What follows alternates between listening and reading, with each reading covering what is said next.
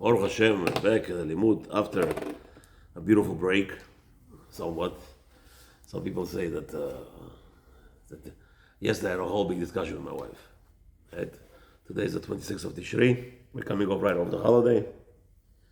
So my wife is like, yeah, the women, they work very hard to prepare for the Chag and everything, right? I said, who works harder? The man, he has to work before the Chag. He doesn't do much for the Chag, except for Sukkah maybe. Even there he hires somebody. He works outside in the street all day, full-time preparing, whatever. So the women are complaining today. Oh, they have to prepare the dishes, they have to cook for 3 days, and this and that, and this and the other. I said, who has it easier, men or women?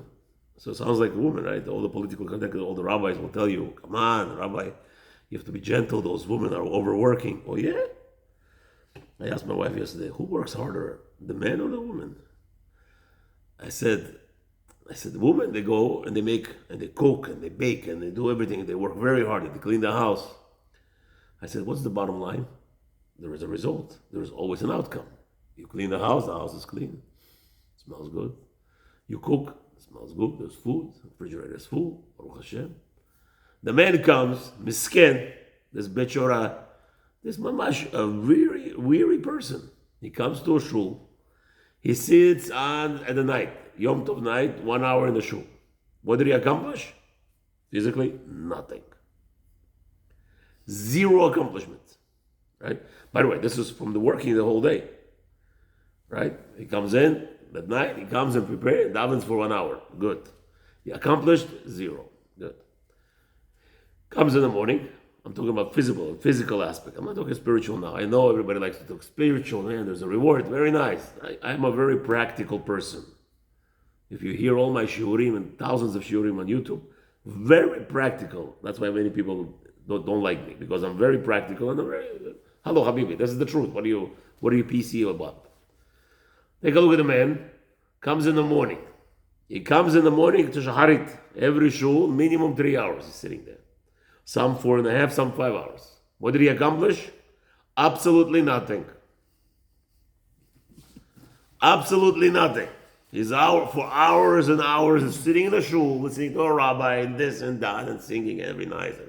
Bottom line, physically accomplishments, zero, nada, zilch. Then he comes for mincha, then for arvit, and that's the cycle. Then he goes to learn. He sits an hour. They force him to sit an hour for shiur. Okay, he likes to sit for 2 hours in shiur. Very nice. Physically, what did he accomplish? Nothing. I said to my wife, who has a harder job? When you're doing something, you don't see any outcome right away, or when you're doing something, there is an outcome. And yet, everybody tells me you have to be good, Rabbi, you have to have feelings for the woman. Habibi, what about the man?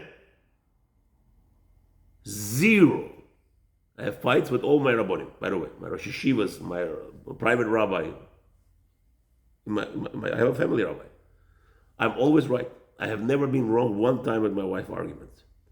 And he has yet to rule in my favor one time. And I accept it. I say, well, that's what Hashem wants. Yeah, that's the halakha. You have to accept what the rabbi says. Finished.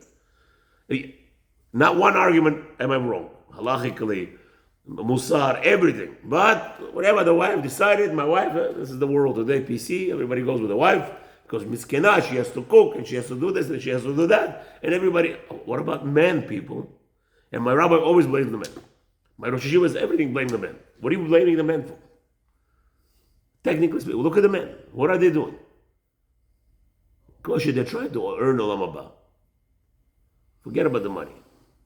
Forget about the money aspect. The men, so I told the woman, I had you saw my brother-in-law came. What do you think I was doing on those 3 days? Brian, brainwashing my daughter, my sister-in-law. She's like my daughter, she's young, 22, 20, whatever. I got married to the family, she was 1 year old. So my family actually had a lot of influence on growing her up. And I was pounding her the whole 3 days, 4 days, whatever the hell she was here, pounding her. You're a man, you're halacha. First halacha, everybody forgets. Shalom Bayit, number one halacha in Rambam, the husband is a king. Finished at home, the women have to know that. Women have to know that the husband is a king, and every Shalom Bayit today could be resolved with that issue. If a woman gets into her brain that there is importance in men, and if you're going to follow this garbage trend today of the world, the garbage trend, what they say in the View. Why we need men, B'chlal? The woman, the Schwarz's woman, the crazy, disgusting, despicable woman on the View, they bring up a point. Why we need men? Go to a sperm bank, get a baby. That's all what you need. Finished. And a lot of people do that. A lot of people do that. Why do we need men? Why do we need men? Because a house without a man is a destroyed house. Children without a father, I actually hold strongly, nobody should ever marry a divorced girl. Forget about, I don't care what the story is, no marriage. It's actually not me, it's Rashi, it's Rishonim, Achronim, everybody says it. Problem is everybody's afraid to say it out loud. The Perish Rashi, in Parshat Kitet say, anybody who marries a divorced woman will get divorced, automatically. Torah guarantees. And the daughter of a divorced family. The daughter of a divorced woman also is a problem, because she has no father to influence her.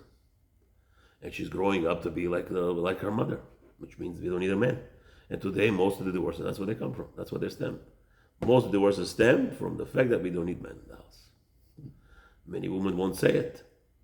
But Baruch Hashem, the Goyim say it out loud. There are no problems. They buy machines. They make themselves happy. Everybody's happy, and that's it. That's what they think. But there is a special thing about men, and that's what I promote. I promote men. It's enough to put down the woman. It's enough the man put down them. Nobody says put down the woman. Chas v'shalom. Elevate the woman is very much elevated.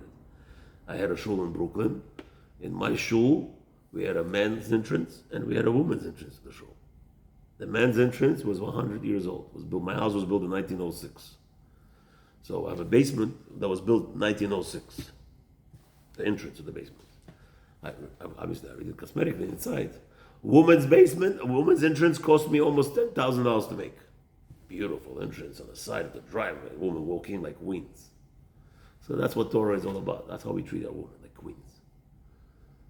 But the problem is, today women are taught we don't need men, and that's where all the divorces come from. That is the whole secret of all the divorces. Anybody asks you, it has nothing to do with men. And all the rabbis who are teaching today, shiurim, giving classes non-stop, the men have to know how to deal with this garbage. No. It will only work for a while. I asked Rabbi Noach Isaac Olbaum, Shlita, a big tzaddik from Queens, a big poisek, Ador, Minchas Chen, a big poisek of the generation. I asked him, when is the time for a man to divorce? And the simple answer he said was, when he can't handle it anymore. And that's, if you take a look at it today, that's what every rabbi teaches. They're teaching men, they're brainwashing men how to handle this crazy woman. And it's not going to be, there's no way to do it. You can't teach a lion not to eat meat. You can't. You could try all the world, all the time. It will never work. The woman has to know that there is men. Hashem made him that like that, and you're here to assist him in growth in Torah, and that's the only way to do it. Treat him like a king, push him to learn Torah day and night, and if you can, you cry every day when you feed him, why he's not learning, and he'll go to learn. He'll start learning, he'll become a better person. But a woman, if you want to divorce, be his competitor. If you want to continue, the divorce rate will never stop. It's only getting worse. All this Shalom Bayit rabbis, all these books, and they're writing and telling men how to change their attitude. Like the Goyim today, for instance. The Goy says, can't touch this, right? She's going to walk around naked and you can't touch her. The Gemara says a woman that walks around, she's a barbarian, despicable woman. I don't understand what does that mean. The Gemara says that a man cannot look at a, not dressed woman properly, and she's all improperly dressed, and she's walking around with every part of her body visible through whatever she's wearing, the little lining over there, and it's impossible for men not to get excited. And yet, take a look at the Goyim, constantly they're berating men about it. You have to control yourself. You have to control your desire. How are you going to control your desire? Hashem says there is no controlling your sexual desire. Hashem does not want men to be controlled for sexual desire. Why? Because if men stop having sexual feelings for women, you know what happens? There is no next generation. Hashem does not want. And by the way, what are they working for the past 50 years, 60 years, throughout the whole history? All the governments, we already said last week, or the 2 weeks before, the governments are working on continuity that there should be no reproduction. There should be no next generation. They want as little as possible, right? As many has been quoted and been said that the whole let's do medicinal issues, let's make anything possible for men not to give many women pregnant, and let's make sure men have zero feelings for women. And the Chazal already tried that. The Gemara says, right? Yom Tov, Yom Tov. Good morning. You remember that? Wow. Chazal said they took away the Yetzer Hara for men not to have feelings for women. What happened? Next day, there were no eggs born. No chicken gave birth. No cows got pregnant. Nothing. The Yetzer Hara of sexual desire was taken away. Finished. So that's what the Goy is streaming. Make sure to take the sexual desires away from men and finished. Chalas, there's no birth. There's no reason to exist anymore. So today we need it. So Hashem says that it has to be there. You're going to go out there and brainwash everybody. And that's what they're doing, by the way. They're injecting men today, boys. I believe all the homos, I believe most of the homos today will be zero punished in Shamayim. We'll have zero punishment in the Shamayim. I'm not for them. I'm just saying that because I believe that they're being shut up on hormones throughout their lives. All these boys already behaving in very strange ways, talking like women, walking like women, and the reality is they're like men. What's happening? They've been shut up hormones. It's a scientific experiment. All these children, all this today, don't give anything to the doctor. Nothing. Oh, it's going to be healthy for your child. Nothing. We don't take any dangerous, we do not participate in experiments. A child is healthy, you don't give him preventative medicine. Don't. Or Chaim actually says it's asur. Or Chaim says if you go to a doctor when you're a healthy person, you're apikoros. Rambam says, all the Rishonim say, you must go to a doctor. When? When you have a reason. You don't go to a doctor because the government said so. You don't go to a doctor because government said so. When you have a reason, you go to a doctor. I don't understand this. This is the world that's becoming not normal. And all of a sudden they find out a 15-year-old boy likes a boy. What happened to him? Yeah, you're part of an experiment. Yes, you're part of an experiment. Now, should I tolerate it? Of course not. There's no tolerance for homosexuality. Chas v'shalom. But you have to know it's an experiment and it's playing games, and the goal is to minimize. They don't want to kill it completely. Minimize the next generation. Nazi Machshimam Germany did it with full force. They didn't succeed. So now they're doing it with a smile. We'll give you a shot. We'll give you a healthy preventative that you shouldn't have children. And men today, by the way, in order to get pregnant, most men 20 years ago, most men worldwide had over 500 million per sperm count every time they had intercourse.